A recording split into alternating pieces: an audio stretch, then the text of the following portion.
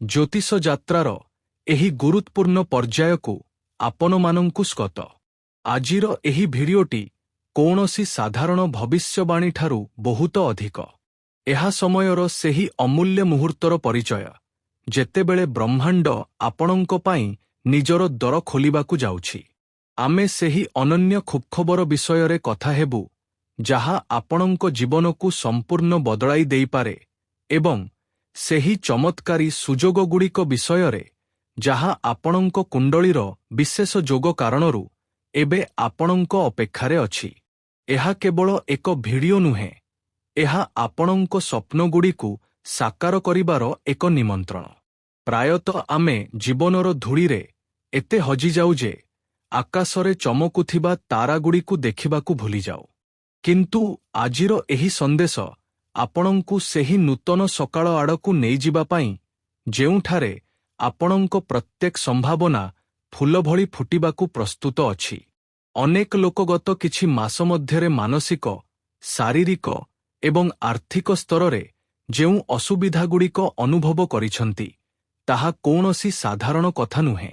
ଯେତେବେଳେ ଆମ କୁଣ୍ଡଳୀରେ ଗ୍ରହମାନଙ୍କ ଅବସ୍ଥିତି ଏପରି ହୋଇଯାଏ ଯେ ସେମାନେ ଆମକୁ ଚ୍ୟାଲେଞ୍ଜ ଦିଅନ୍ତି, ସେତେବେଳେ ଜୀବନ ଏକ ଭୁଲଭୁଲତିଆ ଭଳି ଲାଗେ, ଯେଉଁଠାରୁ ବାହାରିବାର ରାସ୍ତା ନଜର ଆସେ ନାହିଁ। କିନ୍ତୁ ବର୍ତ୍ତମାନ ସେହି ସମୟ ବିତିଯାଉଛି। ଜ୍ୟୋତିଷ ଶାସ୍ତ୍ର କହେ ଯେ ଯେତେବେଳେ ବୃହସ୍ପତି ଏବଂ ଶୁକ୍ର ଭଳି ଶୁଭଗ୍ରହମାନେ ନିଜର ଅବସ୍ଥିତି ବଦଳାନ୍ତି, ସେତେବେଳେ ସେମାନେ କେବଳ ନୂତନ ଶକ୍ତି ଆଣନ୍ତି ନାହିଁ, ବରଂ ପୁରୁଣା ପ୍ରତିବନ୍ଧକଗୁଡ଼ିକୁ ମଧ୍ୟ ଭାଙ୍ଗିଦିଅନ୍ତି। ବର୍ତ୍ତମାନ ଗ୍ରହମାନଙ୍କର ଏପରି ଏକ ସଂଯୋଗ ତିଆରି ହେଉଛି, ଯାହା କେବଳ ଆଶ୍ୱସ୍ତି ନୁହେଁ, ବରଂ ଆପଣଙ୍କ ଜୀବନରେ ଏକ ଜବରଦସ୍ତ ସକାରାତ୍ମକ ଉଚ୍ଛ୍ୱାସ ଆଣିବାକୁ ଯାଉଛି। ଏହା କୌଣସି ସାଧାରଣ ଦିନ ନୁହେଁ, ଏହା ମହାଜାଗତିକ କ୍ରାନ୍ତିର ମୁହୂର୍ତ୍ତ। ଆପଣଙ୍କ କୁଣ୍ଡଳୀରେ ଯେଉଁ ମଧ୍ୟ କଷ୍ଟକାରୀ ଯୋଗ ଥିଲା, ସେଗୁଡ଼ିକ କ୍ରମଶଃ ଦୁର୍ବଳ ହେଉଛି ଏବଂ ସେଗୁଡ଼ିକର ସ୍ଥାନରେ ନୂତନ ସୁଯୋଗର ଯୋଗ ତିଆରି ହେଉଛି। ଏହି କାରଣରୁ ଏବେ ଆପଣଙ୍କୁ ପୁରୁଣା ମାନସିକତାକୁ ଛାଡ଼ି ଏକ ନୂତନ ଦୃଷ୍ଟିକୋଣ ସହିତ ଆଗକୁ ବଢ଼ିବା ଉଚିତ, କାରଣ ବ୍ରହ୍ମାଣ୍ଡ ଏବେ ଆପଣଙ୍କ ସାଥ ଦେବା ପାଇଁ ସମ୍ପୂର୍ଣ୍ଣ ପ୍ରସ୍ତୁତ। ଏହି ପରିବର୍ତ୍ତନର ସବୁଠାରୁ ଗଭୀର ପ୍ରଭାବ ଆପଣଙ୍କ ବ୍ୟକ୍ତିଗତ ସମ୍ପର୍କଗୁଡ଼ିକ ଉପରେ ଦେଖିବାକୁ ମିଳିବ। ଯେତେବେଳେ ଗ୍ରହମାନେ ଆପଣଙ୍କ ପାଇଁ ଅନୁକୂଳ ହେବାକୁ ଲାଗନ୍ତି, ସେତେବେଳେ ସର୍ବପ୍ରଥମେ ଆପଣଙ୍କ ଆଖପାଖର ଲୋକଙ୍କ ବ୍ୟବହାର ବଦଳିଯାଏ। ଗତ କିଛି ସମୟରୁ ଯେଉଁ ସମ୍ପର୍କଗୁଡ଼ିକ ଆପଣଙ୍କୁ ଚାପ ଦେଉଥିଲା, ସେଗୁଡ଼ିକ ଏବେ ନିଜେ ନିଜେ ସମାଧାନ ହେବାକୁ ଲାଗିବ।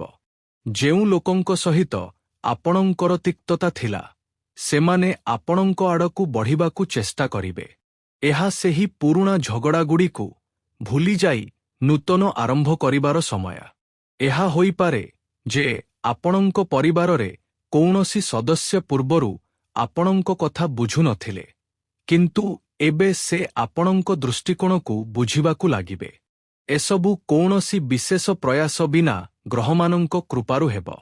ଆପଣଙ୍କୁ କେବଳ ଧୈର୍ଯ୍ୟ ରଖିବାକୁ ହେବ ଏବଂ ନିଜ ମନର ନକାରାତ୍ମକତାକୁ ଦୂର କରିବାକୁ ହେବ।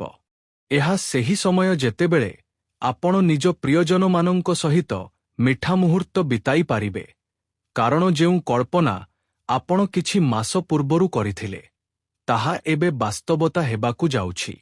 ସମ୍ପର୍କରେ ଯେଉଁ ଦୂରତା ଆସିଥିଲା, ତାହା ମିଳେଇଯିବ ଏବଂ ସେଗୁଡ଼ିକର ସ୍ଥାନରେ ଆତ୍ମୀୟତା ଓ ବିଶ୍ୱାସ ଆସିବ। ସେହିପରି ଆପଣଙ୍କ କ୍ୟାରିୟର ଏବଂ ଆର୍ଥିକ ସ୍ଥିତିରେ ମଧ୍ୟ ଏକ ଐତିହାସିକ ପରିବର୍ତ୍ତନ ଆସିବାକୁ ଯାଉଛି। ଜ୍ୟୋତିଷରେ ଯେତେବେଳେ ଧନର କାରକ ଗ୍ରହମାନେ ମଜଭୁତ ହୁଅନ୍ତି, ସେତେବେଳେ ଆୟର ନୂତନ ଉତ୍ସ ଖୋଲିଥାଏ। ଏହା ହୋଇପାରେ ଯେ ଆପଣ ଦୀର୍ଘ ସମୟରୁ କୌଣସି ଚାକିରି ବା ବ୍ୟବସାୟ ପାଇଁ ଚେଷ୍ଟା କରୁଥିଲେ ଏବଂ ଆପଣଙ୍କୁ ସଫଳତା ମିଳୁନଥିଲା, କିନ୍ତୁ ଏବେ ସେହି ସମୟ ଆସିଯାଇଛି ଯେତେବେଳେ ଆପଣଙ୍କ କାମକୁ ସରକାରୀ ସ୍ୱୀକୃତି ମିଳିପାରେ କିମ୍ବା କୌଣସି ବଡ଼ ପ୍ରୋଜେକ୍ଟ ଆପଣଙ୍କ ହାତକୁ ଲାଗିପାରେ। ଯେଉଁ ଟଙ୍କା ଆପଣଙ୍କୁ କାହାଠାରୁ ଧାର ଆଣିବାକୁ ପଡ଼ିଥିଲା, ସେଗୁଡ଼ିକ ଫେରିବାର ସମ୍ଭାବନା ତିଆରି ହେଉଛି। ବ୍ୟବସାୟରେ ପୁରୁଣା ଗ୍ରାହକମାନେ ପୁଣି ଥାଏ ଆପଣଙ୍କ ସହିତ ଯୋଗାଯୋଗ କରିବେ ଏବଂ ନୂତନ ଗ୍ରାହକମାନେ ଆପଣଙ୍କ ଆଡ଼କୁ ଆକର୍ଷିତ ହେବେ। ଏହା ଆପଣଙ୍କ ପାଇଁ ପରିଶ୍ରମର ଫଳ ପାଇବାର ସମୟ। ଆପଣଙ୍କୁ କେବଳ ନିଜ ଯୋଜନାଗୁଡ଼ିକୁ ସ୍ପଷ୍ଟ କରିବାକୁ ହେବ ଏବଂ କୌଣସି ନୂତନ ସୁଯୋଗକୁ ହାତରୁ ଯିବାକୁ ଦେବାକୁ ହେବ ନାହିଁ। କାରଣ ଯେଉଁ ସୁଯୋଗଗୁଡ଼ିକ ଏବେ ସାମ୍ନାକୁ ଆସୁଛି, ସେଗୁଡ଼ିକ କେବଳ ଧନ ନୁହେଁ, ବରଂ ଆପଣଙ୍କ ସାମାଜିକ ପ୍ରତିଷ୍ଠାକୁ ମଧ୍ୟ ବଢ଼ାଇବାକୁ ଯାଉଛି। ଏହି ପରିବର୍ତ୍ତନଟି ଏମିତି ଯେପରି କୌଣସି ବନ୍ଦ କବାଟ ଖୋଲିଯାଇଛି ଏବଂ ଏହାର ପଛରେ ସୁନାର ପାହାଡ଼ ରହିଛି।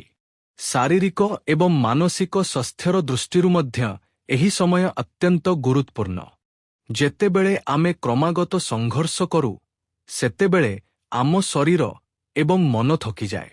କିନ୍ତୁ ଏବେ ଏପରି ଏକ ଯୋଗ ତିଆରି ହେଉଛି ଯାହା ଆପଣଙ୍କୁ କେବଳ ଶକ୍ତି ଦେବ ନାହିଁ, ବରଂ ଆପଣଙ୍କ ଭିତରେ ଏକ ନୂତନ ଜୀବନ ଶକ୍ତିର ସଞ୍ଚାର ମଧ୍ୟ କରିବ। ପୁରୁଣା ରୋଗଗୁଡ଼ିକ କ୍ରମଶଃ କମ ହେବାକୁ ଲାଗିବ। ଯେଉଁ ଅନିଦ୍ରା ବା ମାନସିକ ଚାପ ଆପଣଙ୍କୁ ପୀଡ଼ିତ କରୁଥିଲା, ତାହା ଏବେ ନିଜର ପ୍ରଭାବ ହରାଇବାକୁ ଲାଗିବ। ଆପଣ ପୂର୍ବ ଅପେକ୍ଷା ଅଧିକ ଶକ୍ତିଶାଳୀ, ଆତ୍ମବିଶ୍ୱାସୀ ଏବଂ ସକାରାତ୍ମକ ଅନୁଭବ କରିବେ।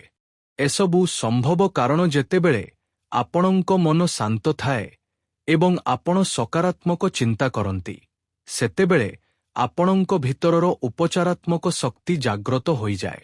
ଏହି ସମୟରେ ଆପଣଙ୍କୁ ନିଜର ଦିନଚର୍ଯ୍ୟାରେ କିଛି ପରିବର୍ତ୍ତନ କରିବା ଉଚିତ, ଯେପରିକି ପ୍ରାତଃକାଳରେ ଯୋଗ ବା ଧ୍ୟାନକୁ ସ୍ଥାନ ଦେବା, ଯାହାଦ୍ୱାରା ଆପଣ ଏହି ପରିବର୍ତ୍ତନକୁ ଆହୁରି ଗଭୀର ଭାବରେ ଅନୁଭବ କରିପାରିବେ।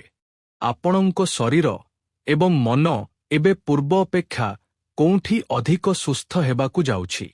ଏହି ପରିବର୍ତ୍ତନ କେବଳ ଭୌତିକ ସ୍ତର ପର୍ଯ୍ୟନ୍ତ ସୀମିତ ନୁହେଁ, ବରଂ ଏହା ଆପଣଙ୍କ ଆତ୍ମିକ ବିକାଶର ମଧ୍ୟ ଏକ ଦର ଅଟେ। ଆପଣ ଗତ କିଛି ସମୟରେ ଯାହା ମଧ୍ୟ ଅନୁଭବ କରିଛନ୍ତି, ସେମାନେ ଆପଣଙ୍କୁ ଅଧିକ ସମ୍ବେଦନଶୀଳ ଏବଂ ଗଭୀର କରିଦେଇଛନ୍ତି। ଏବେ ଆପଣ ନିଜ ଅସ୍ତିତ୍ୱର ସେହି ସତ୍ୟକୁ ବୁଝିବାକୁ ଲାଗିବେ, ଯାହା ଭୌତିକ ସୁଖଠାରୁ ପରେ ଅଟେ। ଆପଣ ଅନୁଭବ କରିବେ ଯେ ଆପଣ କୌଣସି ଉଚ୍ଚ ଶକ୍ତିର ଅଂଶ ଅଟନ୍ତି ଏବଂ ବ୍ରହ୍ମାଣ୍ଡ ଆପଣଙ୍କ ପ୍ରତ୍ୟେକ କଥା ଶୁଣୁଛି। ଆପଣ ଯେତେ ଅଧିକ ଆତ୍ମଚିନ୍ତନ କରିବେ, ଆପଣଙ୍କୁ ସେତେ ଅଧିକ ସ୍ପଷ୍ଟତା ମିଳିବ। ଏହା ସେହି ସମୟ ଯେତେବେଳେ ଆପଣଙ୍କୁ ନିଜ ଜୀବନର ଉଦ୍ଦେଶ୍ୟକୁ ପୁଣି ଥରେ ପରିଭାଷିତ କରିବା ଉଚିତ।